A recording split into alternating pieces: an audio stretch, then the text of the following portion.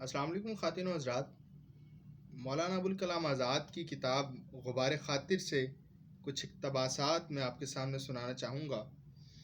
ان اقتباسات میں مولانا نے اپنے فکری سفر کا تذکرہ فرمایا ہے۔ مولانا آزاد لکھتے ہیں کہ طالب علمی کے زمانے سے فلسفہ میری دلچسپی کا خاص موضوع رہا۔ عمر کے ساتھ ساتھ یہ دلچسپی برابر بڑھتی گئی، لیکن تجربے سے معلوم ہوا کہ عملی زندگی کی تلخیاں گوارا کرنے میں فلسفہ سے کچھ زیادہ مدد نہیں مل سکتی۔ یہ بلا شبہ طبیعت میں ایک طرح کی رواقی بے پرواہی پیدا کر دیتا ہے، اور ہم زندگی کے حوادث و آلام کو عام سطح سے کچھ بلند ہو کر دیکھنے لگتے ہیں، لیکن اس سے زندگی کے طبی انفعالات کی گتھیاں سلجھ نہیں سکتی۔ یہ ہمیں ایک طرح کی تسکین ضرور دے دیتا ہے، لیکن اس کی تسکین سر تسر سلبی تسکین ہوتی ہے۔ ایجابی تسکین سے اس کی جھولی ہمیشہ خالی رہی۔ یہ فقدان کا افسوس کم کر دے گا، لیکن حاصل کی کوئی امید نہیں دلائے گا۔ اگر ہماری راحتیں ہم سے چھین لی گئی ہیں تو فلسفہ ہمیں کلیل و دمنہ کی دانش آموز چڑیا کی طرح نصیحت کرے گا، لیکن کیا اس کھونے کے ساتھ کچھ پانا بھی ہے؟ اس بارے میں وہ ہمیں کچھ نہیں بتلاتا، کیونکہ بتلا سکتا ہی نہیں، اور اس لیے زندگی کی تلخیاں گوارا کرنے کے لیے صرف اسی کا سہارا کافی نہ ہوا۔ سائنس عالم محسوسات کی ثابت شدہ حقیقتوں سے ہمیں آشنا کرتا ہے اور مادی زندگی کی بے رحم جبریت کی خبر دیتا ہے۔ اس لیے عقیدہ کی تسکین اس کے بازار میں مل نہیں سکتی۔ وہ یقین اور امید کے سارے پچھلے چراغ گل کر دے گا، مگر کوئی نیا چراغ روشن نہیں کرے گا۔ پھر اگر ہم زندگی کی ناگواریوں میں سہارے کے لیے نظر اٹھائیں تو کس کی طرف اٹھائیں؟ کون ایسا ہے جسے دست ہو دل سازی میں، شیشہ ٹوٹے تو کریں لاکھ ہنر سے پیوند؟ ہمیں مذہب کی طرف دیکھنا پڑتا ہے۔ یہی دیوار ہے جس سے ایک دکھتی ہوئی پیٹھ ٹیک لگا سکتی ہے۔ بلا شبہ مذہب کی وہ پرانی دنیا جس کی مافوق الفطرت کار فرمائیوں کا یقین ہمارے دل و دماغ پر چھایا رہتا ہے، اب ہمارے لیے باقی نہیں رہی۔ اب مذہب بھی ہمارے سامنے آتا ہے تو عقلیت اور منطق کی ایک سادہ اور بے رنگ چادر اوڑھ کر آتا ہے، اور ہمارے دلوں سے زیادہ ہمارے دماغوں کو مخاطب کرنا چاہتا ہے۔ تاہم اب بھی تسکین اور یقین کا سہارا مل سکتا ہے تو اسی سے مل سکتا ہے۔ فلسفہ شک کا دروازہ کھول دے گا اور پھر اسے بند نہیں کر سکے گا۔ سائنس ثبوت دے دے گا مگر عقیدہ نہیں دے سکے گا، لیکن مذہب ہمیں عقیدہ دے دیتا ہے، اگرچہ ثبوت نہیں دیتا۔ اور یہاں زندگی بسر کرنے کے لیے صرف ثابت شدہ حقیقتوں ہی کی ضرورت نہیں ہے، بلکہ عقیدہ کی بھی ضرورت ہے۔ ہم صرف انہی باتوں پر قناعت نہیں کر سکتے جنہیں ثابت کر سکتے ہیں، اور اس لیے مان لیتے ہیں۔ ہمیں کچھ باتیں ایسی بھی چاہیے جنہیں ثابت نہیں کر سکتے، لیکن مان لینا پڑتا ہے۔ عام حالات میں مذہب انسان کو اس کے خاندانی ورثہ کے ساتھ ملتا ہے، اور مجھے بھی ملا، لیکن میں موروثی عقائد پر قانع نہ رہ سکا۔ میری پیاس اس سے زیادہ نکلی جتنی سیرابی وہ دے سکتے تھے۔ مجھے پرانی راہوں سے نکل کر خود اپنی نئی راہیں ڈھونڈنی پڑیں۔ زندگی کے ابھی 15 برس بھی پورے نہیں ہوئے تھے کہ طبیعت نئی خلشوں اور نئی جستجوؤں سے آشنا ہو گئی تھی، اور موروثی عقائد جس شکل و صورت میں سامنے آ کھڑے ہوئے تھے ان پر مطمئن ہونے سے انکار کرنے لگی تھی۔ پہلے اسلام کے اندرونی مذاہب کے اختلافات سامنے آئے، اور ان کے متعارض داموں اور متصادم فیصلوں نے حیران و سرگشتہ کر دیا۔ پھر جب کچھ قدم آگے بڑھے تو خود نفس مذہب کی عالمگیر نزاعیں سامنے آنے لگیں، اور انہوں نے حیرانگی کو شک تک اور شک کو انکار تک پہنچا دیا۔ پھر اس کے بعد مذہب اور علم کی باہمی آویزشوں کا میدان نمودار ہوا، اور اس نے رہاسا اعتقاد بھی کھو دیا۔ زندگی کے وہ بنیادی سوال جو عام حالات میں بہت کم ہمیں یاد آتے ہیں، ایک ایک کر کے ابھرے اور دل و دماغ پر چھا گئے۔ حقیقت کیا ہے اور کہاں ہے، اور ہے بھی یا نہیں؟ اگر ہے تو کیا ایک ہی ہے؟ کیونکہ ایک سے زیادہ حقیقتیں ہو نہیں سکتی، تو پھر راستے مختلف کیوں ہوئے؟ کیوں صرف مختلف ہی نہیں ہوئے بلکہ باہم متعارض اور متصادم ہوئے؟ پھر یہ کیا ہے کہ خلاف و نزا کی ان تمام لڑتی ہوئی راہوں کے سامنے علم اپنے بے لچک فیصلوں اور ٹھوس حقیقتوں کا چراغ ہاتھ میں لیے کھڑا ہے، اور اس کی بے رحم روشنی میں قدامت روایت کی وہ تمام پراسرار تاریکیاں جنہیں نو انسانی عظمت اور تقدیس کی نگاہ سے دیکھنے کی خوگر ہو گئی تھی، ایک ایک کر کے نابود ہو رہی۔ یہ راہ ہمیشہ شک سے شروع ہوتی ہے اور انکار پر ختم ہوتی ہے، اور اگر قدم اسی پر رک جائیں تو پھر مایوسی کے سوا اور کچھ ہاتھ نہیں آتا۔ تھک تھک کے ہر مقام پہ دو چار رہ گئے، تیرا پتہ نہ پائیں تو ناچار کیا کریں۔ مجھے بھی ان منزلوں سے گزرنا پڑا، مگر میں رکا نہیں۔ میری پیاس مایوسی پر قانے ہونا نہیں چاہتی تھی۔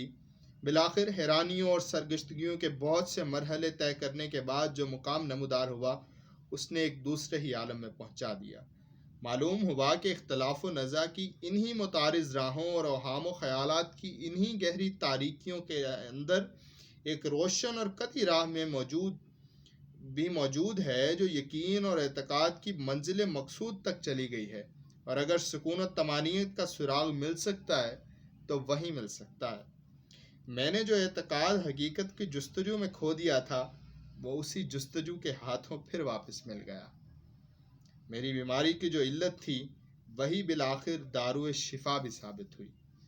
البتہ جو عقیدہ کھویا تھا وہ تقلیدی تھا، اور جو عقیدہ پایا وہ تحقیقی تھا۔ جب تک موروثی عقائد کے جمود اور تقلیدی ایمان کی چشم بندیوں کی پٹیاں ہماری آنکھوں پر بندھی رہتی ہیں، ہم اس راہ کا سراغ نہیں پا سکتے۔ لیکن جوں ہی یہ پٹیاں کھلنے لگتی ہیں، صاف دکھائی دینے لگتا ہے کہ راہ نہ تو دور تھی اور نہ کھوئی ہوئی تھی۔ یہ خود ہماری ہی چشم بندی تھی جس نے عین روشنی میں گم کر دیا تھا۔ اب معلوم ہوا کہ آج تک جسے مذہب سمجھتے آئے تھے وہ مذہب کہاں تھا۔ وہ تو خود ہماری ہی وہم پرستیوں اور غلط اندیشیوں کی ایک صورت کری تھی۔ ایک مذہب تو موروثی مذہب ہے کہ باپ دادا جو کچھ مانتے آئے ہیں مانتے رہیے۔ ایک جغرافیائی مذہب ہے کہ زمین کے کسی خاص ٹکڑے پر ایک شاہراہ عام بن گئی ہے اور سب اسی پر چلتے رہیں، آپ بھی چلتے رہیے۔ ایک مردم شماری کا مذہب ہے کہ مردم شماری کے کاغذات میں ایک خانہ مذہب کا بھی ہوتا ہے، اس میں اسلام درج کرا دیجیے۔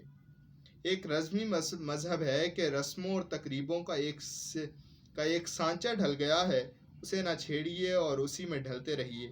لیکن ان تمام مذہبوں کے علاوہ بھی مذہب کی ایک حقیقت باقی رہ جاتی ہے۔ تعریف و امتیاز کے لیے اسے حقیقی مذہب کے نام سے پکارنا پڑتا ہے، اور اسی کی راہ گم ہو جاتی ہے۔ اسی مقام پر یہ پہنچ کر یہ حقیقت بھی بے نقاب ہوئی کہ علم و مذہب کی جتنی نزاع ہے فی الحقیقت علم اور مذہب کی نہیں ہے۔ مدیان علم کی خامکاریوں اور مدیان مذہب کی خاطر پرستیوں اور قواعد سازیوں کی ہے۔ حقیقی علم اور حقیقی مذہب اگرچہ چلتے ہیں الگ الگ راستوں سے، مگر بالآخر پہنچ جاتے ہیں ایک ہی منزل پر۔ علم عالم محسوسات سے سروکار رکھتا ہے، مذہب ماورا محسوسات کی خبر دیتا ہے۔ دونوں میں دائروں کا تعدد ہوا مگر تعارض نہیں ہوا۔ جو کچھ محسوسات سے ماورا ہے ہم اسے محسوسات سے معارض سمجھ لیتے ہیں، اور یہیں سے ہمارے دیدہ کج اندیش کی ساری درماندگیاں شروع ہوتی ہیں۔ بہرحال زندگی کی ناگواریوں میں مذہب کی تسکین صرف ایک سلبی تسکین ہی نہیں ہوتی بلکہ ایجابی تسکین ہوتی ہے، کیونکہ وہ ہمیں اعمال کے اخلاقی اقدار کا یقین دلاتا ہے، اور یہی یقین ہے جس کی روشنی کسی دوسری جگہ سے نہیں مل سکتی۔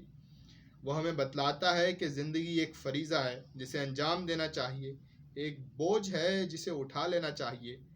لیکن کیا یہ بوجھ کانٹوں پر چلے بغیر نہیں اٹھایا جا سکتا؟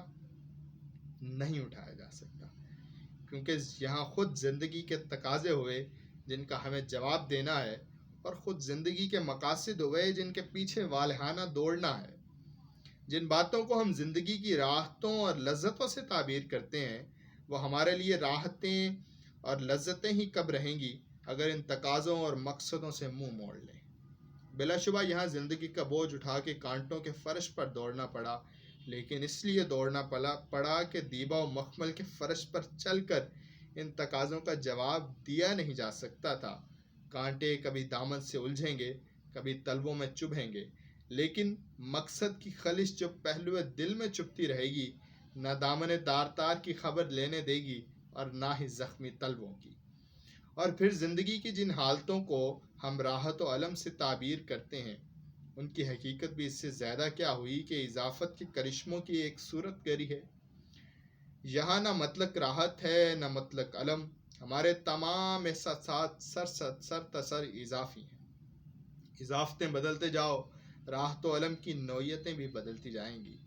یہاں ایک ہی ترازو لے کر ہر طبیعت اور ہر حالت کا احساس نہیں تولا جا سکتا۔ ایک دہقان کی راحت و علم تولنے کے لیے جس ترازو سے ہم کام لیتے ہیں، اس سے فنون لطیفہ کے ماہر کا معیار راحت و علم نہیں تول سکیں گے۔